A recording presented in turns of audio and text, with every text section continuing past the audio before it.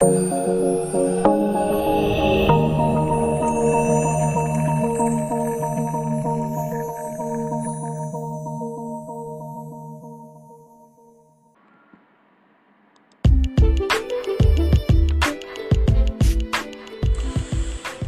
Bakti Lovers, dimanapun Anda berada, di rekaman sebelumnya kita telah bahas tentang segmenting, targeting, dan positioning, dan juga positioning kita di pasar. Baik, kita sudah sampai di market challengers, yaitu ada beberapa serangan-serangan atau market challenges adalah selalu berusaha mengambil alih posisi market leader, yaitu dengan gencar mengembangkan produk dan promosi, menetapkan harga yang lebih rendah dengan kualitas yang mendekati market leader. Nah, ini ada beberapa serangan yang digunakan, istilah-istilahnya saja, strategi dari market leader. Yang pertama adalah frontal attack, yaitu biasanya serangan ini dilakukan dengan perang penawaran harga, yaitu menawarkan harga yang lebih rendah daripada harga produk dari market leader.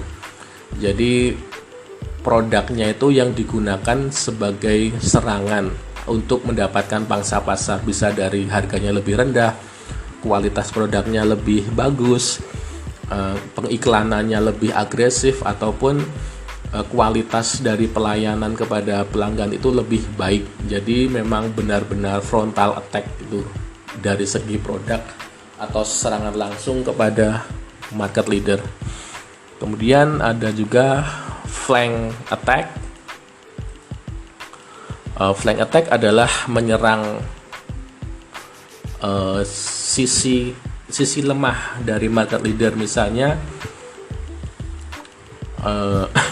kalau market leader pemasarannya masih offline, jadi market challenger ini menyerang kelemahannya tadi, memasarkannya secara online gitu. Jadi menyerang sisi lemah dari market leader. Kalau market leader masih hanya fokus pada 5 pulau besar di Indonesia, market challenger ini sudah mencapai pulau-pulau kecil di Indonesia juga ikut dipenetrasi gitu. Jadi flank attack atau serangan belakang gitu ya.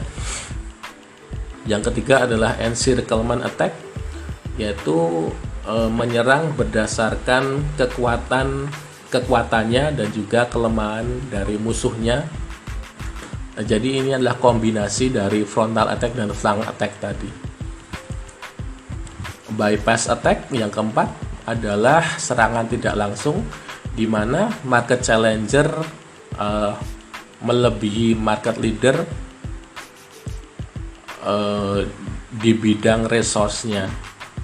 Misalnya saja dengan mengembangkan produk yang baru yang lebih digemari oleh pelanggan, atau produknya dialihkan, diversifikasi ke dalam produk yang lain, namun itu termasuk produk saingan bagi produk market leader gitu. Yang kelima adalah guerrilla attack, yaitu mendapatkan kemenangan secara kecil-kecil tapi berlangsung terus-menerus, sehingga meskipun kecil akan memberikan dampak yang besar untuk mendapatkan pangsa pasar. Ya, jadi itu tadi teman-teman Bakti Lovers bisa lihat-lihat lagi tentang strategi market challenges. Tadi ada frontal attack, flank attack, encirclement attack, bypass attack, dan guerrilla attack. Baik, lanjut kita menuju diferensiasi. Diferensiasi adalah sebuah strategi yang membedakan atau mendiferensiasikan perusahaan dengan pesaing dalam segala sesuatu. Misalnya dalam produk, dalam kualitas harga, dalam saluran pemasaran, dalam citra, dalam persaing, dan lain-lain. Itu harus berbeda daripada perusahaan yang lain. Dengan memiliki perbedaan yang bernilai bagi pelanggan, maka kepuasan pelanggan akan meningkat, menghasilkan pengulangan pembelian yang tinggi atau repurchase yang tinggi, yang pada akhirnya profitabilitas perusahaan juga meningkat. Diferensiasi dapat diciptakan oleh perusahaan dengan memiliki keunggulan kompetitif dalam jangka waktu yang lama, yaitu kemampuan suatu perusahaan dalam satu atau beberapa hal yang pesaing tidak mampu untuk meniru. Ya, misalnya dari segi teknologi juga bisa, dari segi mesin kemungkinan juga bisa. Jadi ada berbeda lah pokoknya. Dari resep rahasia juga beda pokoknya. Pesaing itu tidak mampu meniru atau mengcopy dari diferensiasi kita. Itu bisa dari produknya, dari kualitasnya, dari salurannya, ataupun personel yang lain-lain. Jadi kita berbeda daripada perusahaan yang lain. Ini ada strategi penetrasi. Beberapa diferensiasi ada strategi penetrasi adalah strategi yang meningkatkan volume penjualan atas produk dan pasar yang tersedia melalui usaha-usaha pemasaran yang agresif. Strategi diferensiasi saluran adalah melalui cara mendesain saluran pemasaran yang efektif, efisien dari segi cakupan, keandalan, dan kinerja saluran, baik menciptakan saluran sendiri atau memanfaatkan saluran yang sudah luas jaringan pemasarannya, sehingga pelanggan mudah menemukannya di mana-mana. Ya, jadi saluran pemasarannya juga bisa mudah didapatkan oleh pelanggan. Mungkin dengan bekerja sama dengan UMKM, sehingga produk-produknya bisa ditemukan di mana saja, bahkan ke daerah-daerah. Mungkin dengan metode pembayarannya juga lebih mutakhir, jadi lebih contactless payment. Itu juga merupakan diferensiasi daripada yang lain produk. Kalau beli produk yang lain, kalau yang lain harus pakai cash, kita bisa pakai mobile misalnya. Kemudian strategi diferensiasi citra, yaitu melalui cara perusahaan berupaya membenamkan citra yang baik di benak konsumen dari sisi apapun yang dapat perusahaan lakukan, misalnya pelayanan yang responsif dan ramah, kemudian harga dan kualitas, murah tapi bukan murahan, kemudian membagi berbagai bukti fisik seperti ruang tunggu yang nyaman dan lain-lain. Jadi ini diferensi citra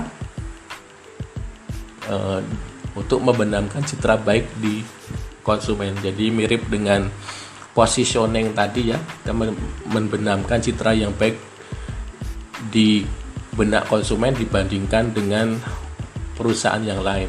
Jadi kalau kita misalnya tempat parkirnya luas, lebih teduh, lebih nyaman, pelayanannya ramah selalu, dan 24 jam.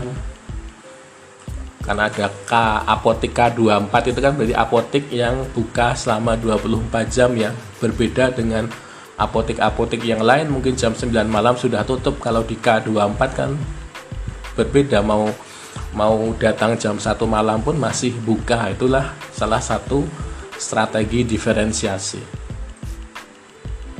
Kemudian yang kelima, strategi diferensiasi personil, di mana perusahaan memilih, melatih, menggerakkan dengan memotivasi SDM di perusahaan untuk selalu melakukan dan menampilkan yang terbaik bagi pelanggannya, sehingga setiap konsumen yang datang akan terkesan dengan kebaikan layanan dari setiap SDM yang ada di perusahaan. Jadi personilnya pun juga berbeda gitu ya. Kalau teman-teman lihat di perusahaan Google misalnya, itu kan tidak sama dengan perusahaan-perusahaan umumnya di dunia ya, karena di Google itu karyawan-karyawan dan personilnya benar-benar dimanjakan, benar-benar ya bekerja tapi tidak seperti di ruang kerja. Jadi seperti di ruangan tempat-tempat berkumpul saja. Jadi kerjanya bisa santai, bisa tetap produktif, tidak kaku, tidak tegang gitu personil-personilnya di lingkungan yang asri. Jadi itulah diferensiasi personil. Ya, baik, itulah tadi teman-teman tentang sedikit diferensiasi dan sedikit positioning. Saya ucapkan terima kasih banyak untuk perhatiannya teman-teman. Untuk versi 1 mungkin saya cukupkan di sini saja. Jika ada kritik dan saran untuk tambahan bisa disampaikan ke saya. Baik, terima kasih. Wassalamualaikum warahmatullahi wabarakatuh.